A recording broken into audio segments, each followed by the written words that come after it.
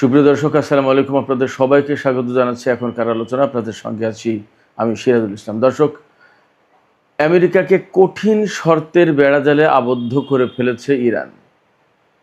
পরিষ্কার করে বলেছে, হরমুজ প্রণালী আমেরিকার জন্য তখনই খোলা হবে যখন আমেরিকা ইরানের সমস্ত শর্ত পূরণ করবে। বেশ কয়েকটি শর্ত দিয়েছে, এই শর্তগুলো পূরণ করা ছাড়া ইরান হরমুজ প্রণালী খুলবে না। এদিকে ইরানের সর্বোচ্চ নেতার পররাষ্ট্র বিষয়ক উপদেষ্টা ডক্টর আলী আকবর বেলায়েতি, তিনি একসময় ইরানের পররাষ্ট্রমন্ত্রী ছিলেন, খুব তুখোড় পররাষ্ট্রমন্ত্রী ছিলেন বলে পরিচিত। তিনি বলেছেন, মধ্যপ্রাচ্য থেকে অবশ্যই মার্কিন বাহিনীকে প্রত্যাহার করতে হবে এবং তিনি এ ব্যাপারে আঞ্চলিক দেশগুলোর সহযোগিতা কামনা করেছেন। এখন প্রশ্ন হয়ে দাঁড়িয়েছে এখানে যে যেখানে আমেরিকা ইরানকে বিভিন্ন সময় বিভিন্ন রকম শর্ত দিত, এখন যুদ্ধ করতে এসে দেখা যাচ্ছে আমেরিকা ইরানের শর্তের আওতায় পড়ে যাচ্ছে এবং ইরান যে কঠিন কঠিন শর্ত দিয়েছে, এই কঠিন শর্ত যদি তারা মান্য না করে, পালন না করে, তাহলে হরমুজ খুলবে না এবং আমেরিকার এখানে কোনো প্রবেশাধিকার থাকবে না। এদিকে হুতিরা আবার সৌদি আরবকে বলেছে যে তাদের দাবি সৌদি আরবকে মেনে নিতেই হবে, তা না নেওয়া পর্যন্ত সৌদি আরবকে কোনো ছাড় দেওয়া হবে না এবং সৌদি আরব আলটিমেটলি এক ফোঁটা তেলও বিক্রি করতে পারবে না। তাহলে আসলে মধ্যপ্রাচ্যে কি হতে যাচ্ছে এবং মধ্যপ্রাচ্যে কী ধরনের বড় পরিবর্তন আসতে যাচ্ছে, সুপ্রিয় দর্শক, এই বিষয়গুলো নিয়েই এখন আলোচনা করব। বিশেষ করে ইরানের প্রসঙ্গটা অত্যন্ত জরুরি এবং অত্যন্ত গুরুত্বপূর্ণ। আপনারা শেষ পর্যন্ত সঙ্গে থাকুন, আশা করি আলোচনা ভালো লাগবে। আর আলোচনা যদি ভালো লাগে তাহলে লাইক, কমেন্ট, শেয়ার করবেন এবং চ্যানেলটি সাবস্ক্রাইব করে সাথেই থাকবেন। দর্শক, চলুন বিস্তারিত আলোচনা করি। মূল আলোচনা শুরুতে যেটা করতে চাই সেটি হচ্ছে, ইরান আমেরিকাকে শর্ত দিয়েছে, বলেছে যে এই শর্তগুলো পালন করতে হবে, পূরণ করতে হবে আমেরিকাকে।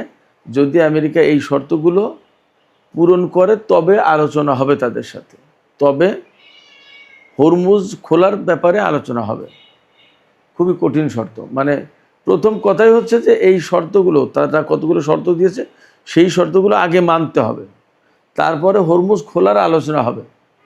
এরপরে অন্য কথা, পরমাণু টরমাণু এগুলো সব পরে থাকলো। এই কথা কে বলেছেন? এই কথা বলেছেন ইরানের সর্বোচ্চ জাতীয় নিরাপত্তা পরিষদের সচিব মোহাম্মদ বাকের জুলকাদর।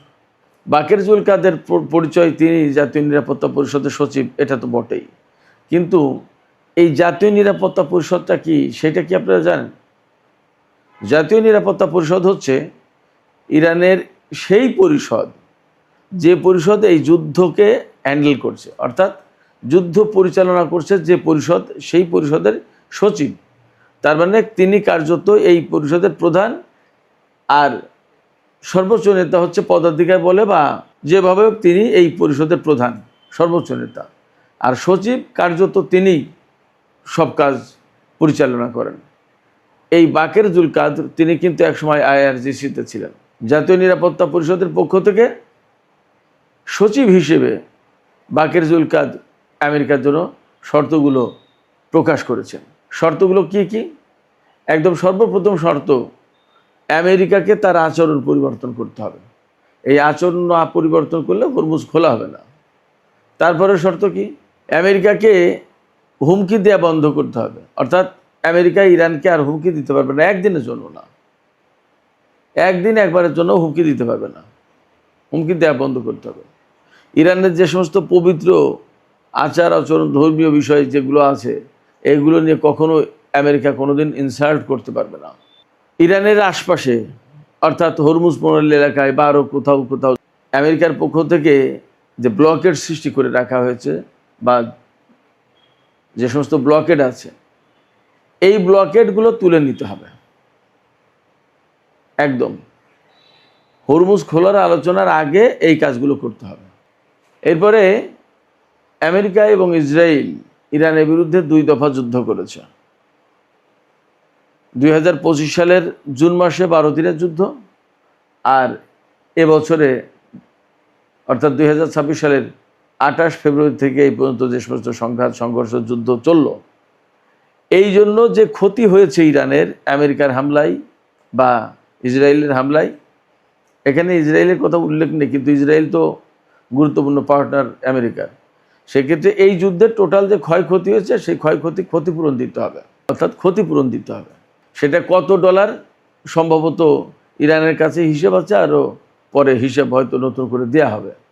এরপরে ইরানের উপর থেকে সমস্ত নিষেধাজ্ঞা প্রত্যাহার করতে হবে, ইরানের উপর থেকে নিষেধাজ্ঞা প্রত্যাহার করে নিতে হবে। আর বিদেশে আটকে থাকা ইরানের যে সমস্ত অর্থ, এই অর্থগুলো ছাড় করতে হবে, ছেড়ে দিতে হবে, আটকে রাখা যাবে না।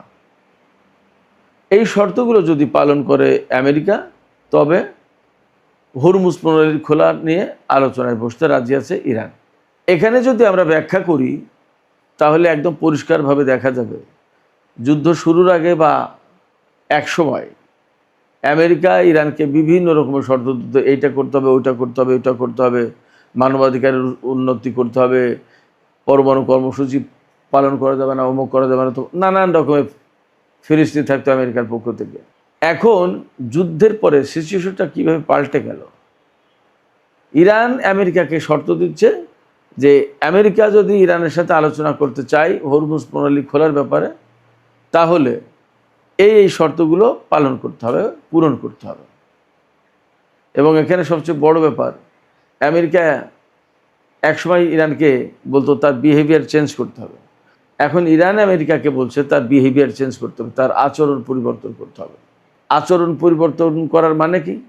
আচরণ পরিবর্তন করার মানে ইরান এটা বোঝাচ্ছে যে আমেরিকা যে হুমকি দিয়ে কথা বলে, যুদ্ধ শুরু করে দেয় বা অবরোধ করে, কথায় কথায় নিষেধাজ্ঞা দেয়, কোথায় কোথায় ভয় দেখায়, কোথায় কোথায় ইরানের সংস্কৃতি বা কৃষ্টি কালচার নিয়ে নানা রকমের ইনসাল্ট করে, অপমানজনক কথা বলে, এইগুলো মিসবিহেভিয়ার, মিসকন্ডাক্ট হিসেবে ইরান ভাবছে। এবং সেই জন্য বলেছে যে আমেরিকাকে তার আচরণ পরিবর্তন করতে হবে। ইতিহাস রিপিট করলো নিজেকে, যে কথা ইরানকে আমেরিকা বলতো, এখন সেই কথা ইরান আমেরিকাকে বলছে। শুধু তাই না, ইরানের পক্ষ থেকে আমেরিকাকে এই কথা জানিয়ে দেওয়া হয়েছে, তাকে স্মরণ করিয়ে দেওয়া হয়েছে যে 267 বছরের ইতিহাসে আমেরিকার, এই 267 বছরের ইতিহাসে আমেরিকা 150টি দেশে ইন্টারফেয়ার করেছে, হস্তক্ষেপ করেছে, এবং এই সমস্ত দেশের রাজনৈতিক ভাগ্য বদলে দিয়েছে। অর্থাৎ এই সমস্ত জায়গায় বিভিন্ন সময় সামরিক অভ্যুত্থান ঘটিয়ে, কূ ঘটিয়ে, কেওয়াসকন্দ লাগিয়ে, নাশকতা চালিয়ে, অন্তর্ঘাতমূলক তৎপরতা চালিয়ে সরকার পরিবর্তন করে দিয়েছে, মারামারি, কেওয়াসকন্দল, বিভিন্ন রকম সংকট তৈরি করে দিয়েছে। এবং যেখানে হয়তো নির্বাচিত সরকার ছিল, সেই নির্বাচিত সরকারকে উৎখাত করে সেনাশাসিত সরকার দিয়েছে, বিভিন্ন সময় বিভিন্ন রকম করেছে। ইরানের পক্ষ থেকে আমেরিকাকে স্মরণ করে দেওয়া হচ্ছে যে তোমাদের ইতিহাস মোটমাট 267 বছরের ইতিহাস, 267 বছরের ইতিহাসে 150টি দেশে তোমরা রাজনৈতিক ভাগ্য পরিবর্তন করে দিয়েছ, সেই সমস্ত দেশে হস্তক্ষেপ করে। ইরানের 3000 বছরের বেশি ইতিহাস ঐতিহ্য, ইরান এই কাজগুলো করেনি। এদিকে ইরানের আইআরজিসির পক্ষ থেকে বলা হয়েছে যে হরমুজ প্রণালী শুধু ইরানের কাছে একটি বাণিজ্যিক রুট নয়, বরং এটি শক্তির গুরুত্বপূর্ণ উৎস। ইরানের ভৌগোলিক অবস্থানের কারণে এই শক্তির উৎসকে ইরান কাজে লাগাবে, ব্যবহার করবে। তার মানে হরমুজ প্রণালী তারা যে কন্ট্রোল করছে সেটা করবে। এদিকে আরেকটি খবর দিয়ে আমি ইরান আমেরিকা প্রসঙ্গটা শেষ করতে চাই। সেটি হচ্ছে আমেরিকার আর্মির যিনি চিফ অফ স্টাফ পদত্যাগ করেছেন, জেনারেল র্যান্ডি জর্জ। এই র্যান্ডি জর্জ পদত্যাগের আগে একটা কথা বলেছিলেন, সেই কথা এখন সামাজিক মাধ্যমে একদম সয়লাভ হয়ে গেছে, ভেসে বেড়াচ্ছে ব্যাপকভাবে। সেই কথাটা হচ্ছে এই যে ডোনাল্ড ট্রাম্পের মানসিক অবস্থা নিয়ে তিনি খুবই উদ্বিগ্ন। তিনি বলেছেন যে আমি তার মানসিক স্বাস্থ্য নিয়ে, তার মানসিক অবস্থা নিয়ে আমি উদ্বিগ্ন। তিনি মানসিকভাবে সুস্থ আছেন কিনা সেটা প্রশ্ন। এই জন্য তাকে জরুরি ভিত্তিতে হাসপাতালে ভর্তি করা দরকার। একেবারে সরাসরি অভিযোগ করে বলেছেন জেনারেল র্যান্ডি জর্জ। তিনি বলেছেন যে এই ডোনাল্ড ট্রাম্পের কারণে আমেরিকার সামরিক বাহিনী ধ্বংসের মধ্যে পড়ে যাচ্ছে।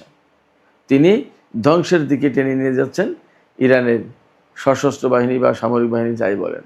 তার মানে আমি একটা দুটো ভিডিওতে বলেছিলাম আপনাদের থাকার কথা বলে, যে ডোনাল্ড ট্রাম্প আরও যদি কিছুদিন বেশি ক্ষমতায় থাকেন তাহলে আমেরিকার মানে সর্বনাশ যা হওয়ার তা পুরোটাই হয়ে যাবে, এবং সম্ভবত তাকে দিয়ে আমেরিকাকে ধ্বংস করে দেওয়ার জন্য মিস্টার পুতিন যথেষ্ট ভূমিকা রেখেছেন। এবং বলা হয় যে ডোনাল্ড ট্রাম্পকে ক্ষমতা আনার ব্যাপারে পুতিনের হাত ছিল, তিনি অনেক কিছু রোল প্লে করেছিলেন। ব্যাপারটা তো যদি তাই হয় তাহলে পুতিনের একটা মিশন আছে যে আমেরিকার শক্তি খর্ব করে দিয়ে এককেন্দ্রিক বিশ্ব ব্যবস্থার পরিবর্তে বহুকেন্দ্রিক বিশ্ব ব্যবস্থা গড়ে তুলবেন। তা ডোনাল্ড ট্রাম্পের মতো একজন মানুষ হলে সেই কাজটা সহজ হয়। তিনি প্রথমবার ক্ষমতায় এসেছিলেন, মাঝখানে জো বাইডেন, পরে আবার তিনি ক্ষমতায় এসেছেন এবং এখন পুরো দস্তুর যুদ্ধ করছে, এবং তারই জেনারেলরা বলছে যে আমেরিকার সামরিক বাহিনীকে ধ্বংস করে দেওয়ার জন্য ডোনাল্ড ট্রাম্প ধ্বংসের দিকে টেনে নিয়ে যাচ্ছে। অতএব আমার কথা মনে হয় সঠিকই ছিল। যাই হোক দর্শক, আমি হুতিদের প্রসঙ্গ একটু আলোচনা করে শেষ করব। ইয়েমেনের হুতিদের সামরিক বাহিনী যেটা, তার মুখপাত্র ব্রিগেডিয়ার জেনারেল ইয়াহিয়া সারি তিনি বলেছেন সামরিক বাহিনীর পক্ষ থেকে বা ইয়েমেন গভর্নমেন্টের পক্ষ থেকে, হুতি সমর্থিত গভর্নমেন্ট যেটা, তাদের পক্ষ থেকে, যে সৌদি আরব যদি ইয়েমেনের দাবি মেনে নেয়, অর্থাৎ হুতি সমর্থিত সরকারের দাবি মেনে নেয়, তবেই শুধুমাত্র তারা তেল রপ্তানি করতে পারবে, তাছাড়া এক ফোঁটা তেলও রপ্তানি করতে পারবে না। দাবিটা কি? দাবিটা আমি মনে করি যথেষ্ট সহজ। সেটা হচ্ছে সৌদি আরব ইয়েমেনের উপরে যে অবরোধ আরোপ করে রেখেছে সেই অবরোধটা প্রত্যাহার করে নেয়, তাহলে ইয়েমেনও অবরোধটা প্রত্যাহার করে নেয়। আজ 12 বছর যাবৎ সৌদি আরব ইয়েমেনের বিরুদ্ধে যুদ্ধ করেছে এবং 12 বছর যাবৎ অবরোধ দিয়ে রেখেছে। এই অবরোধ দিয়ে প্রতিবেশী দেশ তার অধিকার ধ্বংস করা হচ্ছে। ভ্রাতৃপ্রতি মুসলিম দেশ, প্রতিবেশী দেশ, কত অধিকারী তার ছিল সৌদি আরবের কাছে, কোনো কিছুই তার থাকছে না। সবচেয়ে বড় কথা, 2021 সালে সৌদি আরব এবং ইয়েমেনের মধ্যে যুদ্ধবিরতি হয়েছে। যুদ্ধবিরতির পরে কেন ইয়েমেনের বিরুদ্ধে অবরোধ থাকবে? এবং এখন মধ্যপ্রাচ্যে যখন একটা ক্রিটিক্যাল অবস্থা, সেই অবস্থায় কেন সৌদি আরব ইয়েমেনের উপর অবরোধ আরোপ করে রাখবে?